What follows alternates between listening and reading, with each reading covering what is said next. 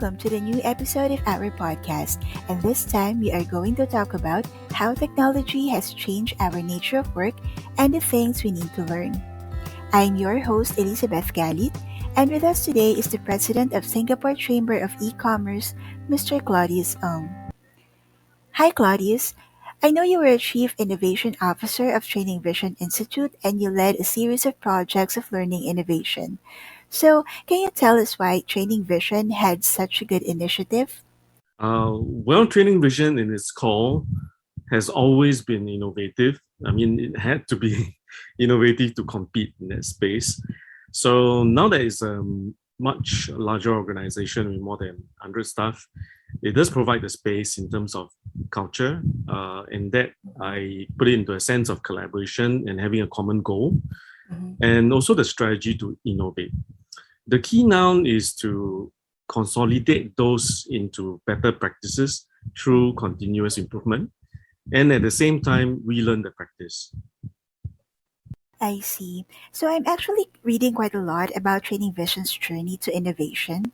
So, can you tell us more about blended learning and Mm. how did it improve the learning experience? Okay. Blended learning is today the method of improving learning for learners because they have access to personal devices and they use them for communication.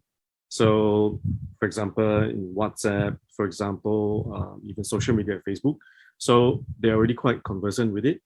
What we feel is that learning is, in a basic sense, is also a form of communication. It's like a two-way communication as well. And it's really learning that's the two-way communication. So, for example, learn from information. The process is like, the process of learning is like learn from information. You have to think internally. You have to ask questions. You have to learn from each other's experience, and then you got to go and apply it. And then finally, you learn from your own experience. That's learning. So I find that blended learning is really in this way, in its basic form. So the rest of blended learning is to build the technology surrounding this experience and create a structure for this to become a consistent practice. That structure itself is a blended lesson. I see. Yeah, it really sounds interesting and innovative at the same time. Yeah, Yes, it is. so, yes. So, how are you able to maximize the use of technology in blended learning? And was it really effective in terms of, motivating people in learning, both Mm, in how to use technology and also in learning their course? mm. I feel that maximizing technology is a relative term. Number one, it requires an understanding of how the learner use technology, because different learners will have different level. Mhm. And number two, it does requires some manner of helping the learners to adjust to it, Mm. because it's also a different thing. So different channel. So I find that motivation plays a part in making that happens in a short time. I'm assuming that it will eventually happen Mhm. because we are in a digital world. So when you Yeah. say technology motivate people to learn, the Mhm. answer is yes, but provided it suits them. So what motivated people is to learn, as what we have learned really, is the receiving of rewards. And the reward from learning is um, better worker, a more confident learner, and I think thereafter a more competent person. So technology just help to accelerate that process. I see. Hmm. Yeah. Oh, that sounds good. Me as Hmm. well, personally, I I see a reward as a good motivation to learn and to do things. Yep, So yeah, let's talk about social media. So sure. how helpful is social media in terms of creating an online learning community? So, and was everyone able to cope with this setup? And what are the challenges, if there are any? Social media. Yeah. Um, well, I believe the function of social media is to connect people, but Mhm. with information. So it's not even gossips is in information. So the key is in creating a the key to creating a learner community is to create a habit. Not so much the habit of learning yet, but the habit of checking back to get nuggets of useful information that is relevant and easy to apply. Then learning becomes the habit. It's the build up to that level that is the most challenging because for us, it requires a constant thinking process. We have to lead that change. And I find that the process is very rewarding as well for us. Because when the learners get used to that habit, you get a learner who's an advocate and they tell their friends about it. So yeah, I feel that that is in its own sense the the good and bad or the advantage or the weak part about social media. But I find that we are able to overcome that. Yeah. Mhm. Okay. So what are the things that you need to learn in order to come up with innovative learning experience? And how Mm. did you come up with the idea of the TVI app? Like, I find it very interesting. So yeah, Mm. and yeah, I also wanted to know if it Mm. improved the learning experience as well. Okay. Well, there's a few questions there. Yeah. Number one is that um, there are many things to learn, even for ourselves, because in order to come up with this idea or to implement this idea, Mhm. ourselves, we have many things to learn. We got to learn not just about learning, we got to learn how to, first of all, okay, is to present this very abstract idea to the CEO. But I'm Mhm. lucky, he's a forward thinker. So he sort of Oh. like understand and find interesting. Mhm. And he just said, okay, let's go ahead. I don't know what you're talking about, but let's go ahead. Yeah. All right. So I think secondly, you have to take that idea to convince the first team that we can do this. Mm. So the next one is that the team has to, because the team has to get buy-in and the team has to work out a prototype so we Mhm. can convince the entire organization. And of course, then some learners. So the Mhm. TVI app started as a prototype, and I think it has undergone at least a few hundred versions of improvement, at least. Mm. Wow. Uh, yeah, and I like to say that it has improved the learning experience since we have Mhm. learners who became very excited about owning the digital content. Well, they're excited because they could also discuss with their classmates and Mhm. trainers in the app anytime. Mhm. And at the very least, they don't have to carry a big file to class. Yeah. Oh. Yeah. So I Yeah. think it has basically improved the learning experience in many Mm. forms, in many forms. Yeah. Yeah.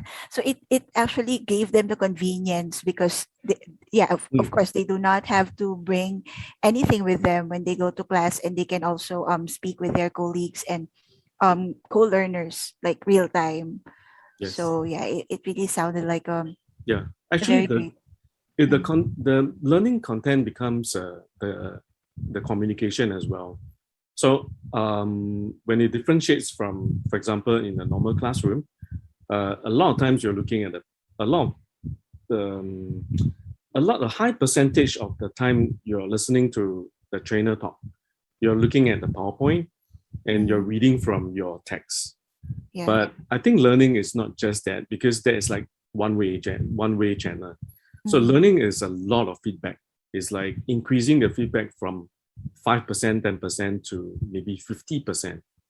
So whatever you tell me, I have to ask you back, ask you a question. So that in a way requires an app to be effective because you Mhm. can actually go back to the app and um, search for answer. If you can't find the answers, you can always find some answers, some information, but it's not contextualized to your environment. So you got to check Mhm. with someone, right? You got to check with Yes. a league, you got to check with the trainer, and the trainer got to tell you that's where the additional 50% comes from. Yeah. So Uh, that's the reason why you need something handy like an app. Yeah. mhm. So it made the learning like interactive, since it's a Mm. two-way communication that's going on between the learners and the trainers and also the co-learners. Correct. Yeah. Now I just can't imagine how, how wonderful it is to learn courses in Yes. TVI. So yeah, it yeah, it feels very all Very, encompassing and yeah. inclusive. It Yeah. already sounds very enticing. Yes. Yes. Yeah. So Mm, I understand that you have been in the industry for quite some time, so it allowed you to witness the evolution of technology. So since this is the case, what is the most valuable learning that you acquired in mm. this digital transformation? And can you tell us, your fellow leaders, what to expect and how to deal with these changes? Okay. The question shows that I'm quite old, so I'm able to witness the entire evolution of technology, which is good. Oh.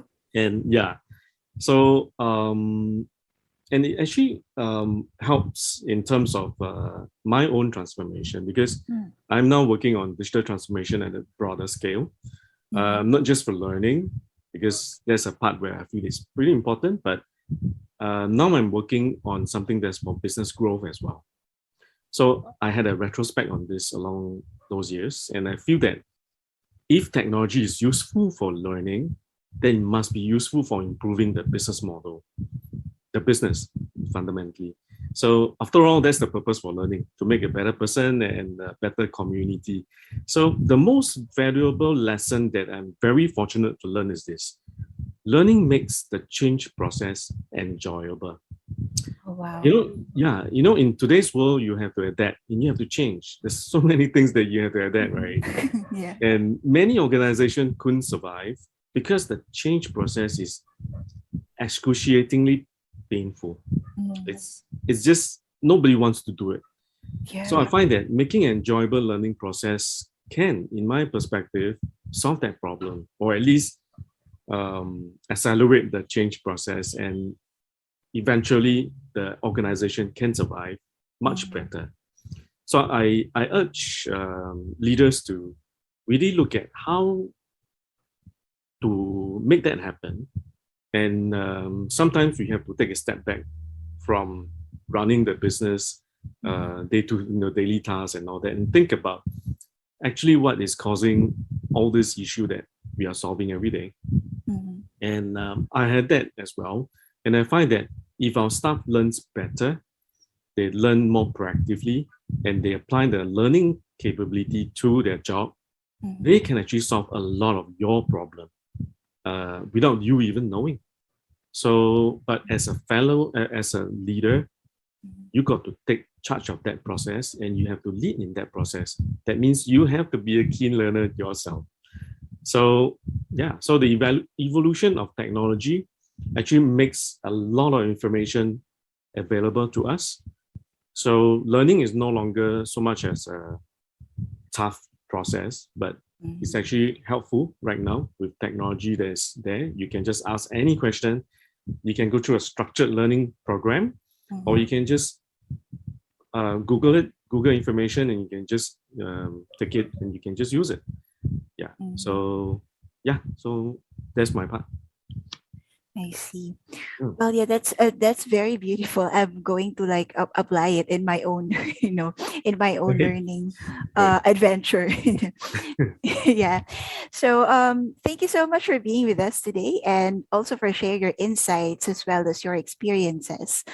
So, once again, listeners, that was Mr. Claudius Nang, President of Singapore Chamber of E-Commerce, and I am your host, Elizabeth Galit, and we hope to see you again on our next podcast episode. Thank you, Elizabeth. Thank you, everybody, for listening in.